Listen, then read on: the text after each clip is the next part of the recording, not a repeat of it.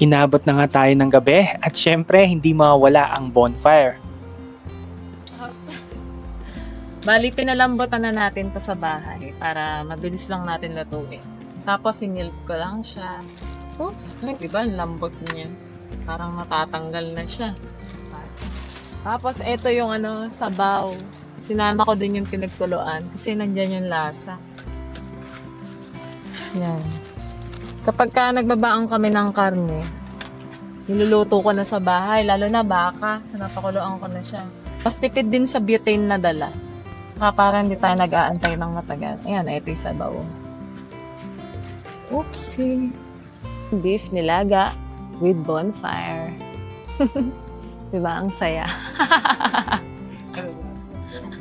Hindi, ala lang, nakaka-enjoy. Siyempre, hindi mo naman to everyday nararanasan, diba? Kaya para sa akin, tas relax-relax lang ako dito, nagluluto. Ang ganda ng setup. Ayun, misa-misa lang natin ito maranasan. Escape baga. O, bukas, babalik na tayo, di ba? Ay, ba't wala? Naubos? Ayun, o. Yun.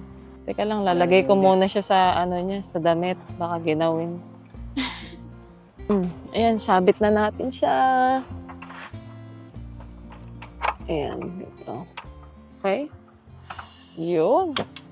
Lalagay na natin muna yung mga kamote, ganyan. Para kumulo-kulo na siya. Minurog na to ng saging. Kasi nga gusto ko sa nilaga. Manamis-namis. Lalagay ko paminta. Lang ko nga. Piling ko kulang to sa alat. Ay, napakasarap! Damihan ko kanin ko ngayon. Ito lang talaga ang hinahanap namin. Tahimik na gabi, malamig na hangin, masarap na pagkain. Isang campsite na naman ang tatatak sa amin. Isang memory na mababalik-balikan.